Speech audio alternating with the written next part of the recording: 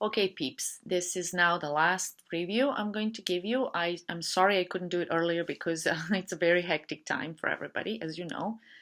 Um, let's work on it if I can get my pen to work. Ah, there you go. And so, of course, now it's not liking it, and there you go. What do we have here? I decided to choose this problem because it has the most complicated, not the most complicated, but it has all the elements that you need to learn how to incorporate in your solution, and that's why I think it's the best to work it out. And so let's see, we have a drill, we know the torque with which it's operating, but also when you're using a drill, you're actually really pushing with a force. It's sort of um, uh, diagonal. It's not. It's off the axis. It's not along the axis. Okay, and so it's under some angle, and we see it's a very nice sort of angle. We know how to handle, and so let's see what we have. The first thing number one, we need to understand what we're trying to get. We're trying to get a stress at the point B on a cross section AA of the drill bit, which is right at the wall. So basically what the problem is telling us, cut the wall off, throw it away, okay? And so what do we have? Then we're going to have some reactions there to replace the wall that we've thrown away. And then at that cross section, which is the circle that we see here, diameter radius is 5 millimeters, not diameter, radius. We want to look at this point B, not at point A, because there is another problem with that. So we're just going to ignore point A. So let's look at the point B. We need to find the state of stress at point B.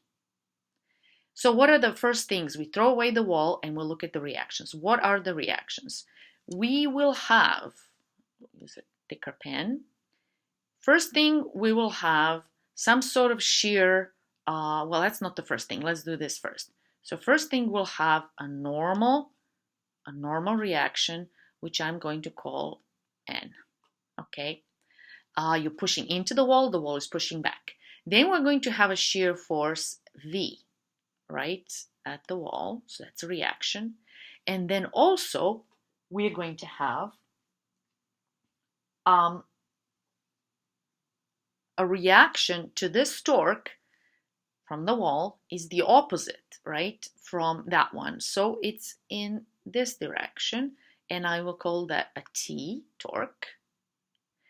And lastly, last but not the least, is the bending, right? Because you're pushing here, you're actually, imagine like having a beam that's kind of bent, and you're with this force pushing here, you're sort of bending it that way, right? So we can see we are trying to do that. So this would be here at the wall, but the wall is pushing back. So our moment, the bending moment we have, is this MZ, okay? And let me just erase this.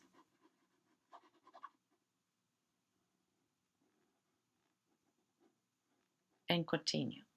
So what is the first thing we have to do? We have to go step by step, and I want to see you do this in the exam, okay? For your own good. So first thing we want to do is to determine the internal loadings, okay? So we're looking at the free body diagram with all these things on the left, and this force here is the only external force, and this is the external torque. So we have all this, and now we have to sum it all up. Forces in X direction, forces in Y direction, and each of these sums has to be equal to 0. So sum of forces in X direction has to be equal to 0. And what are the forces in X direction? If I say this is my X and that's my Y, then N is in a positive X direction, so it's going to be N. And the only other force we have in that direction is the projection of this force on the X-axis. So it's 150 times 4 over 5, but it's negative. So 150 times 4 over 5, and that's equal to 0. And from there, we have that N is equal to 120 newtons. N newtons. Funny. Sum of Fy's is equal to 0. So the force is in the Y direction. We only have the V and the vertical projection of this. So it will be V, and it's negative V, and this projection is vertical, so it's going to be positive 3 over 5. So plus 150 times 3 over 5 is equal to 0. And from there, we get that V is 90 newtons. Okay? Then we have to look at the sum of the moments in around the x-axis, and that has to be equal to 0. So what moments do we have around the x-axis? We only really have these torques. That's around x-axis. So let's look at the torques. It doesn't matter which direction we take because we have, but let's follow the convention that the positive direction would be with our right hand fingers going the direction of the arrow. So the thumb will be going in this direction, which is a positive x direction. So we get T minus 20 Newton meters is equal to 0. And from there we get that the T, the reaction torque in the wall, is also 20 Newton meters. Okay? And then the last thing we have to calculate is the sum of moments. Do we have a sum of moments around the y-axis? This is y-axis. Around would be going around that way. Okay? We don't have it. Okay? So what we're going to do, we have the last one, which is z, around the z-axis. Z-axis is here and is pointing towards us, towards our eyes, okay, outside the page, perpendicular to the page. So the only one we have that does that is the mz, the bending moment z. So sum of moments around z also has to be equal to 0. And let's now see what all makes the moments, the moment around z-axis, where we put the actually axis origin right there, okay? First we have this force here, okay, let's say it's acting here. We want to really break it down to two components so that we visualize better what we're looking, what has a moment with respect to what. And so this component, I'm going to draw it here actually, and this component I'm going to draw here because that's exactly where it's applied. And we see that this component is 150, I should have done that right away, times 3 over 5. And this one is 150 times 4 over 5. Okay, and then I'm going to take this and erase this one so that we don't, so it doesn't look, God forbid, that we duplicate and triplicate things here, okay? I wish I could erase this one, but I can't. So these are the two forces I'm looking at, and now this black force doesn't exist anymore. And so now we have to see the only forces, the only moments that we really have are the moment mz, and of course, because I'm just going to, this is, I can choose the moment to go in any direction, I'm going to choose this as positive. So mz is then positive, so it's plus mz. And then we're looking at this force is making a moment around that axis, which is just a point here, is making a moment in the opposite direction. So it's going to be negative for this force, which is 150 times 3 over 5, times the arm, the distance to that point, which is 400 millimeters, which is 0.4 meters. So, sorry, it doesn't look so good. I'm going to write it again. It's a little tricky with this pen. There, now it's really fat. 0.4. Okay, if you like, I'm even going to do this. There you go. So now you know what that is. And then we have to look at this force. This force is going in that direction, which is positive direction. And so it's going to be plus the force, which is all this, 150 times 4 over 5. And then, so that's this force going around this times this distance, which is 0.125. Please don't write 0.125, write the 0. You're not going to waste time because you get lost. I've seen a couple of you have lost track of what you're doing, that this is a decimal point and not a multiplication, and you get screwed up. So don't set yourself up to fail, okay? And that's equal to 0. And when you sort all this out and calculate it, you get that mz is equal to 21 Newton meter. Okay? So these are our internal loadings. Okay? And I'm going to write here internal loadings.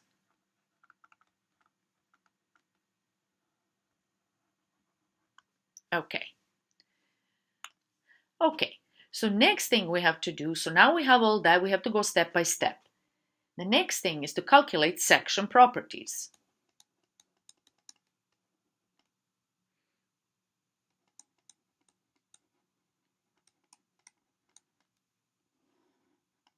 Okay? And so I'm going to squeeze it in because I don't have much room. So A is equal to what? A, the cross section, that's very easy to calculate. Please do this. Don't calculate it only in the moment when you need it. And certainly don't plug it in directly in the equation. I want to see this kind of work. Section properties. So A is equal to pi times this guy, the radius, square. And how much is 5 millimeters in meters? That's 0.05 squared. Oops, 0.0, I'm sorry, I forgot.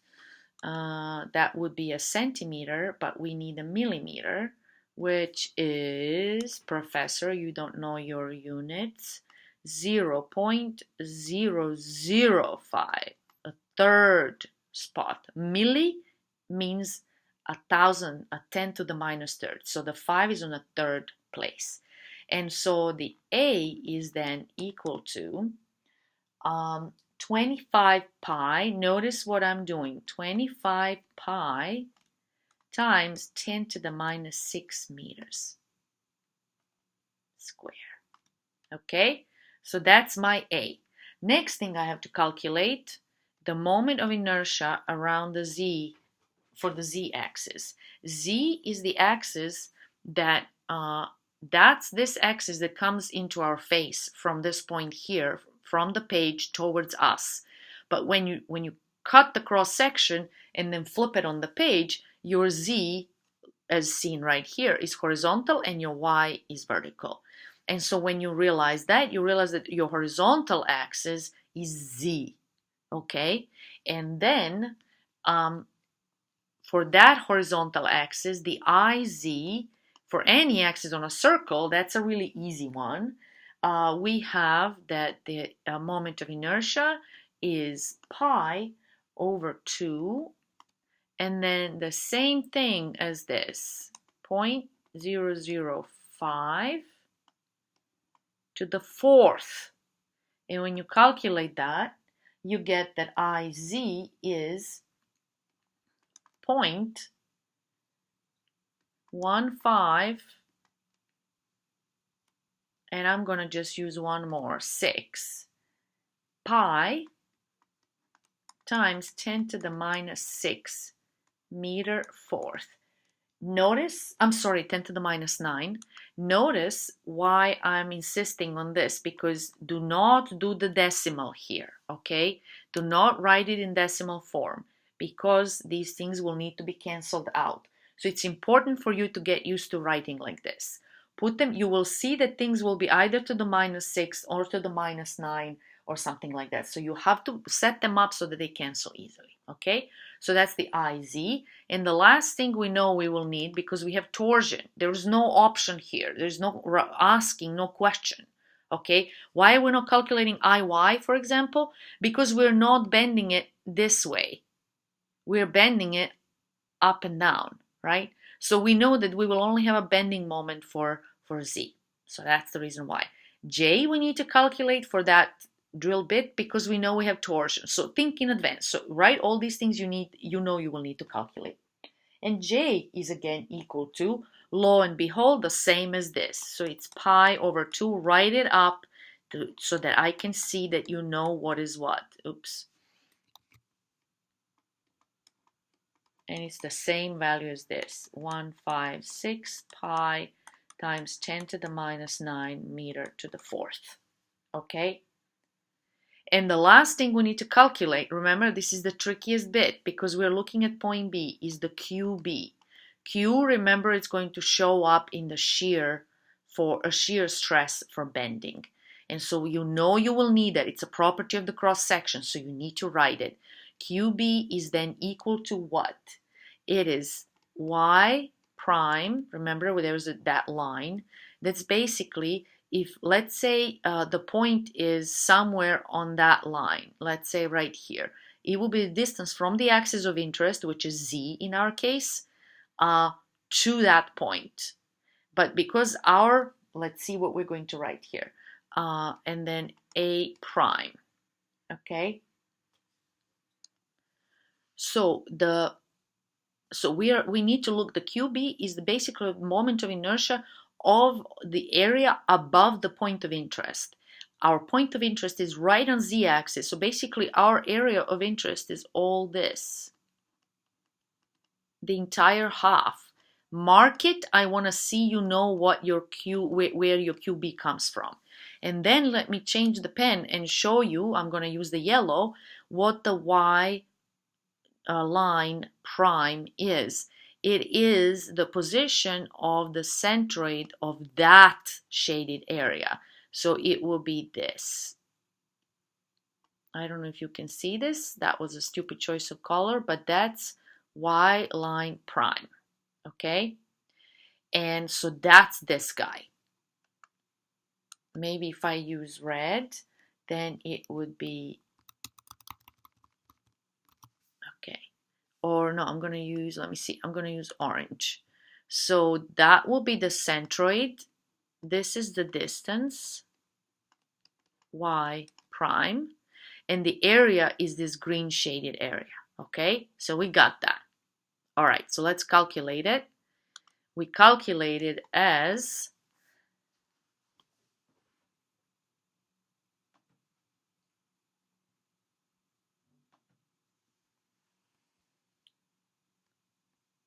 we know the formula. You're supposed to copy this, right?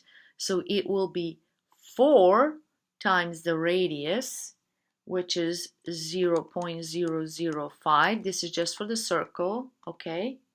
Divided by 3 pi. You need to know this formula. This has to be on your cheat sheets, or memorize it, whatever you like.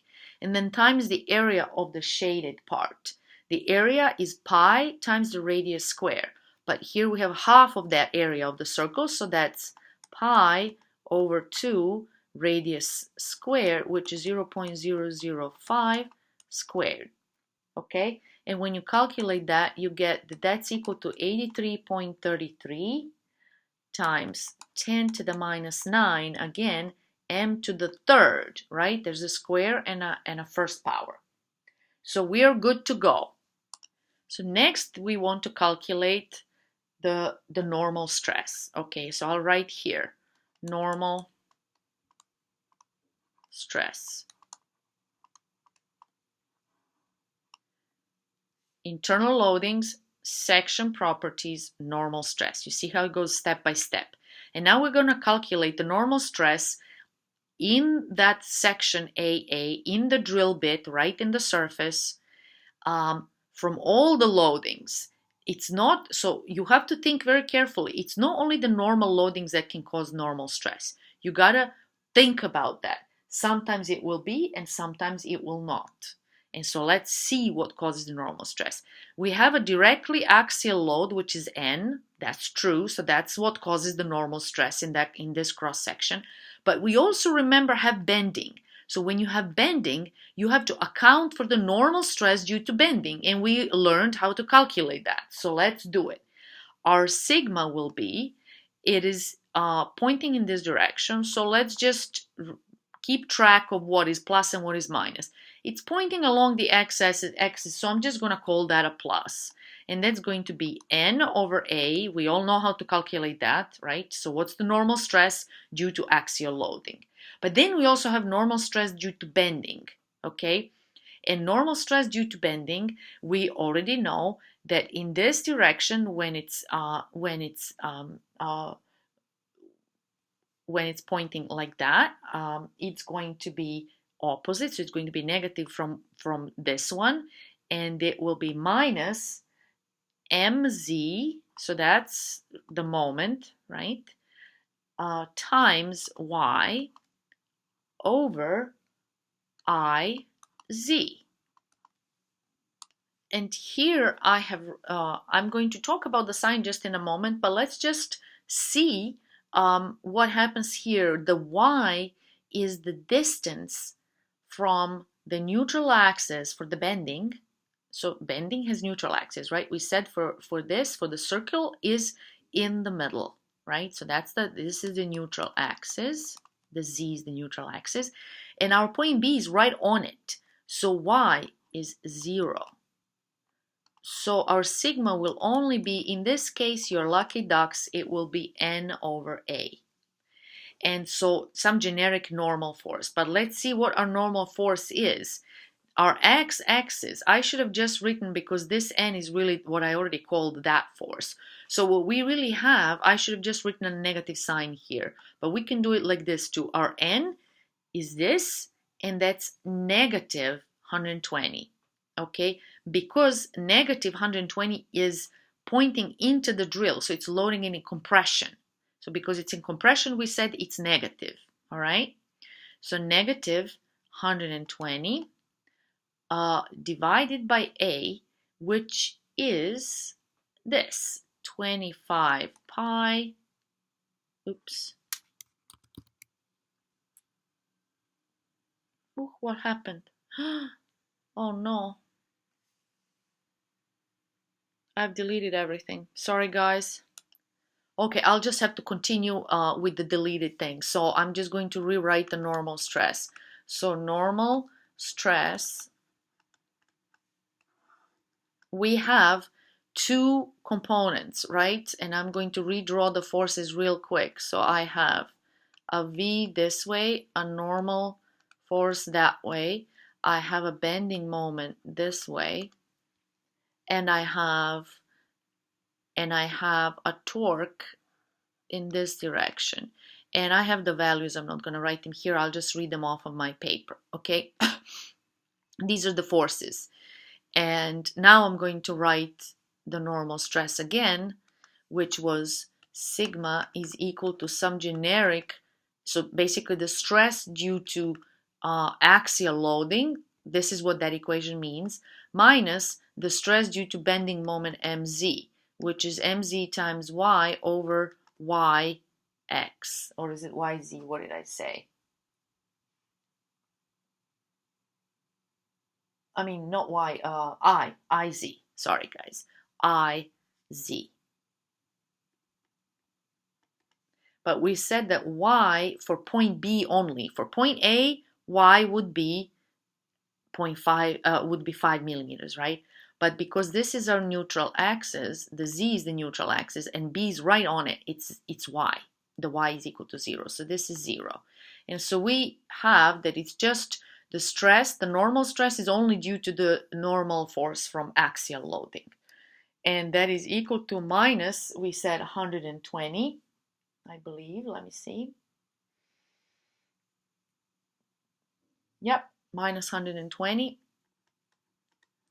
over 25, that's our area, 25 pi, I keep skipping that, pi times 10 to the minus 6. And that ends up being minus 1.53 megapascals, right? This 10 to the minus 6 becomes, when it comes outside, is 10 to the minus 6, which is plus 6 megapascals. So that's mega, okay? So that's our normal stress sigma. Now the next thing is the shear stress, okay? Shear stress. And now let's talk about shear stress. So what will cause the shear stress? We will definitely have the shear stress due to this transverse loading, okay? But we also have shear stress due to excuse me, Okay, so yeah, I had to cough a little. So we have two causes for shear stress. One is, and I'm just going to write it in words like this, transfers, which is due to bending. And then we'll have torsional, due to torsion. Okay, so these two things. So let's work one by one. So the transfers is going to look like this. So I'm going to call it tau, and that's xy, okay, because in both cases, in this case, it's going to be xy. That's the one. What is x and what is y? Remember, these are my axes. Right here, this axis is y, and this axis is actually not in that direction, but in this direction, but the origin is right there, it's x. And then z comes towards me from the page, but when we flip the cross section, as in this picture, z is horizontal, y is vertical, and then x is coming towards us, okay? So we gotta orient ourselves to go slow. And so therefore, the bending one, due to bending, the transfer stress due to bending, will be tau xy, because it's in the plane xy, okay? And so that one that's in the plane xy due to bending, right? That's the shear stress due to bending, is caused by this V here. And that's the one, so I'm going to write it like this. That component of tau xy due to V, due to shear load, internal shear load V, at point B. So now I've spelled it all out, because I could be doing the same calculation for point A, but I'm doing for point B. That is equal to, that's our transfers.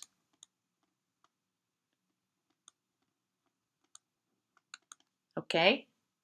Now that is equal to V times QB. And we know how to calculate that. We've done it already. IZ times T. And remember what T is. If, let's say, the point was somewhere here, you will draw the line parallel with neutral axis through that point, and then this distance here would be your the y you used to calculate, just the y, okay, for other calculations. This would be the shaded area, and the center, the distance from the centroid to the axis would be y prime, and the length of this segment is the t. So those are the things you have to remember. And so now we have everything, but when you look at, I'm going to erase everything now. When you look at our case where B is right on the axis, so what is our T for the B point? T for B is equal to, this is the segment, it's actually equal to the diameter. So it's 5 plus 5, it's 10 millimeters, which is 0.01 meter. Okay? So that's the only thing we have to calculate. All these other things we already calculated.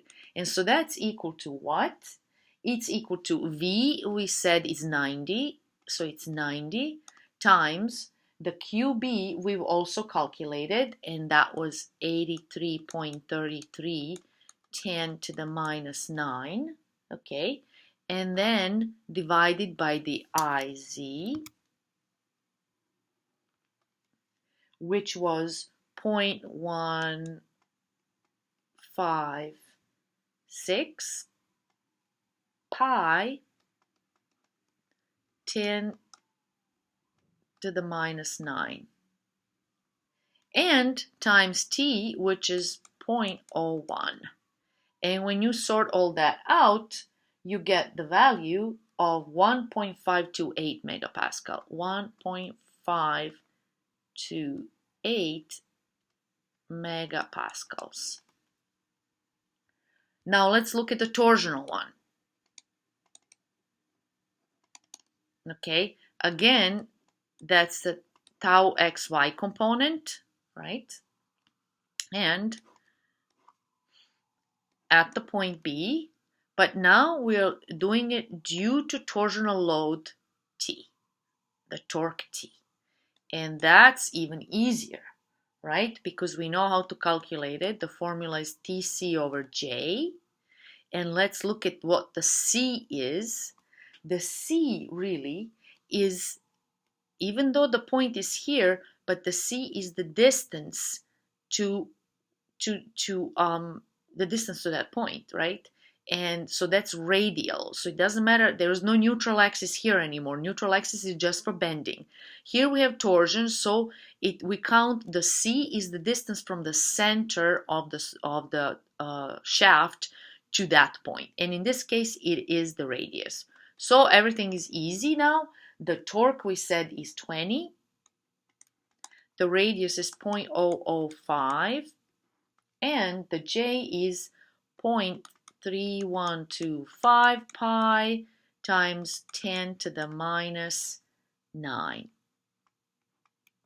And when you calculate that, you get that that's equal to 101.86 megapascals. And that's that. Okay? And so these are the contributions, okay?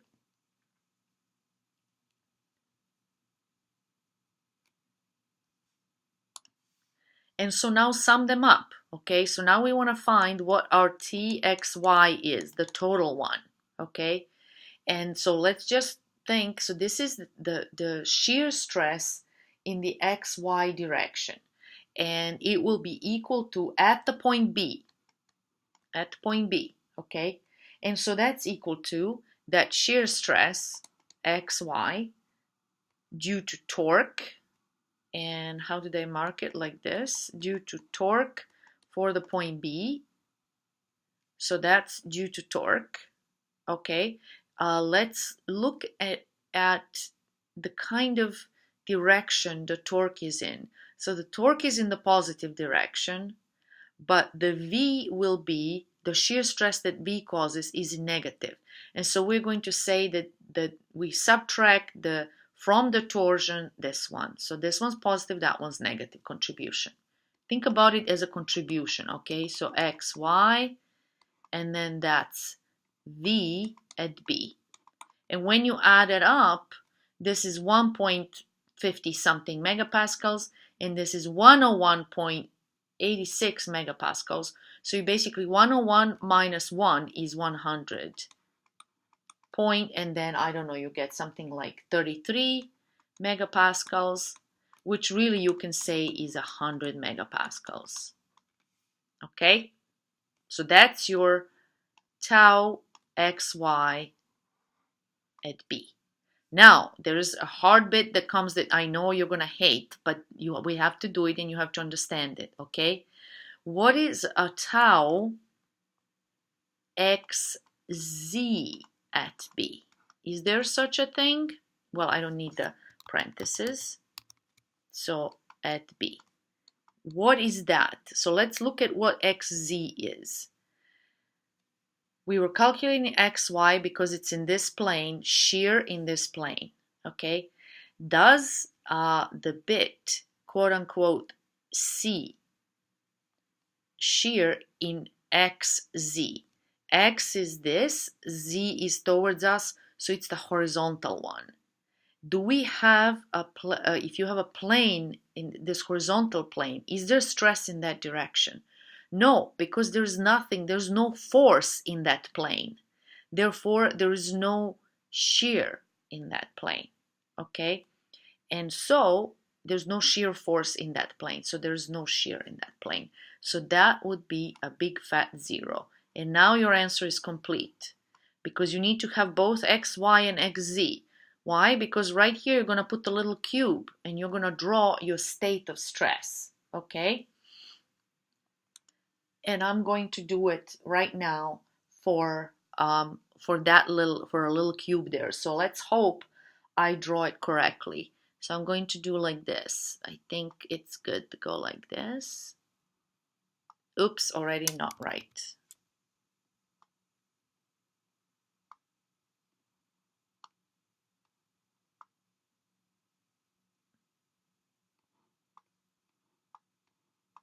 It's not very cubical, my cube, but you will forgive me.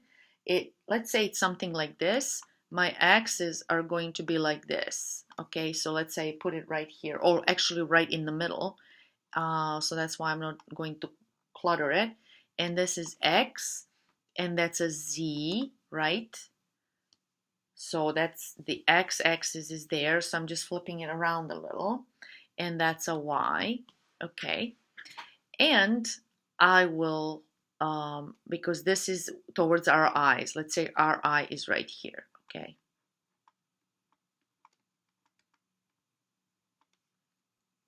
Okay, and it's looking in that direction, and this is how we're looking.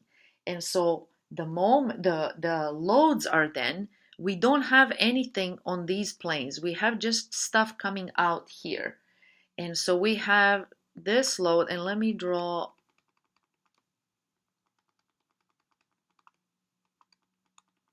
just to try to avoid. So this is the middle of that cross section, and I'm going to use a thicker pen, and maybe I'm even going to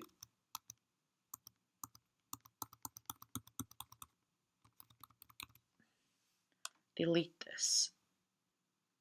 That's better.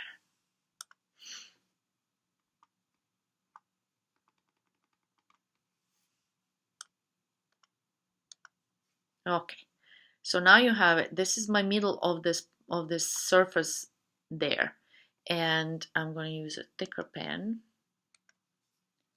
And so my normal stress looks like this. Notice it's parallel to all these lines. Okay, that's my normal stress. And then it's on this side too, but it goes like that. That's the invisible part, and that's the arrow. Okay, so it's going in. It's a compressive stress of 1.53 megapascal. So it's 1.53 megapascal. And then what else do we have? We have the shear stress that looks like this. And then in this plane too, right? And its arrows are here. So it's really cluttered. If I want to cut it right across on that plane, this is what I will get. I will get a square. Well, bad, bad, bad. There you go. And then I will have this.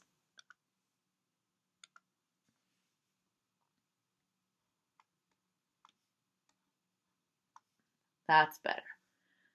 And then here I have this guy. And then here I have that guy. And here then the vertical, and here this one. So that's how it goes. Okay, and this is 1.53, and the shears we just write in one of the corners, and that describes it completely. It's 100. It's megapascal and megapascal. And that's the end of your problem. That's the solution.